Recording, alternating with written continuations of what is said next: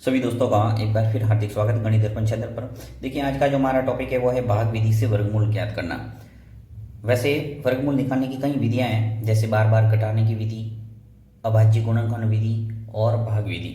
सबसे जो पॉपुलर विधि है वो यही है भाग विधि, क्योंकि यहाँ हम छोटी संख्या से लगाकर बड़ी संख्या का आराम से भाग विधि से वर्गमूल है वो निकाल सकते हैं।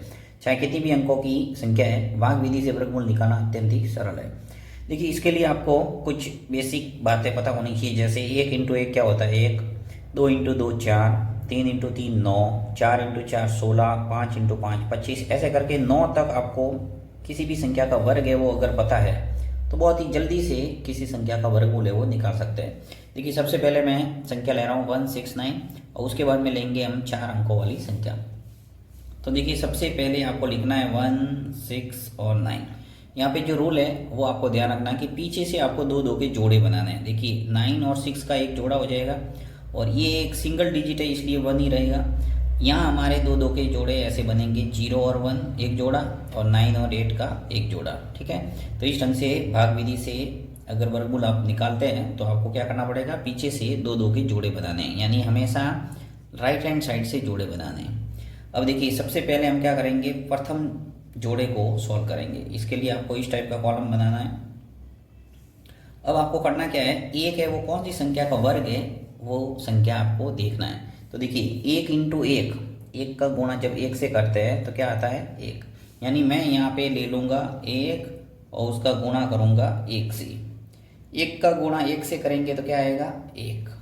ठीक है, अब जो भी आपने संख्या ली है, यानी जिस संख्या का वर्ग लिया है वो आपको लाइन के ऊपर लिखना है। ये मैंने लिखा 1, यानी हमारा आंसर का जो फर्स्ट डिजिट है वो आ गया है 1। अब आपको क्या करना है, यहाँ पे भाग विधि यानी भाग में कैसे हम घटाते हैं वैसे क्या आपको घटाना है। एक में से एक गया, यहाँ 0 आ गया और दूसरा जो जोड़ा है 6 और 9 ये नीचे आ जाएगा, 6 और 9। ठीक, अब आपको क्या करना है, ये जो यहाँ पे हमने जो संख्या का वर्ग लिया है उन दोनों को जोड़ के साइड में लिखना है। देखो, 1 और 1 मिलके कितने हो गए 2, 2 लिख दूंगा मैं ऐसे। ठीक है, अब आपको क्या करना है, यहाँ पे ऐसी संख्या का गुणा करना है कि हमारे 6 और 9 आ जाए। तो देखिए, 2 ले लिया। अब आपको अभ्यास करेंगे वैसे ही जल्दी निकलेगा, जैसे मैं यहाँ 1 लिख के आपको बताता हूँ, 1 और 1, 1 × 1 क्या होगा 1 और 1 का गुणा 2 से करेंगे तो 2, 21 आ रहा है। हमारे चाहिए कितना 6 और 9, या तो ये आना चाहिए या इससे नज़दीक छोटी संख्या आनी चाहिए। उसके बाद में मैं लूँगा 2, जैसे 2 के पास में 2 और 2 ले लिया। ठीक है, 2 × 2 4 और 4 44 आ रहा है, वो भी काफ़ी दूर है इससे। तीसरी संख्या ले लूँगा मैं 2 के पास में 3, ये ले लिया 3, कितना आ गया देखिए 3 × 3 9 और 3 का मल्टीप्लाई 2 से करेंगे तो 3 2 जा 6, यानी आ गया 69। यही हमें चाहिए था, तो यहाँ हम रखेंगे 3 और 3।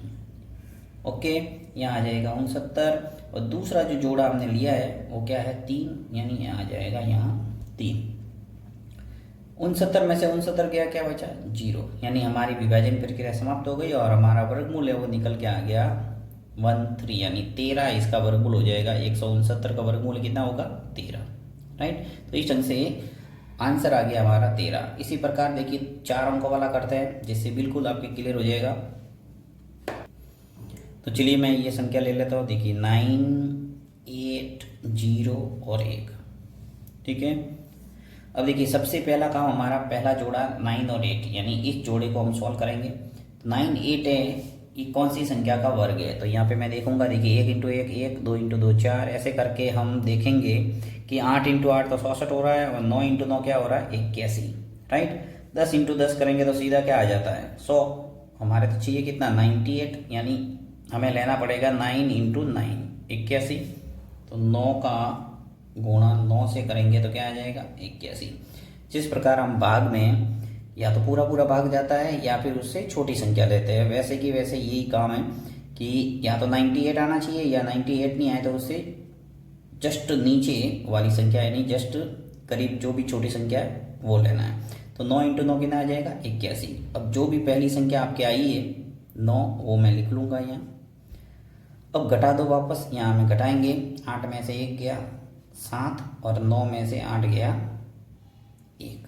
ठीक है। दूसरा जो जोड़ा है 0 और 1, ये नीचे आ जाएगा पूरा ऐसा का ऐसा।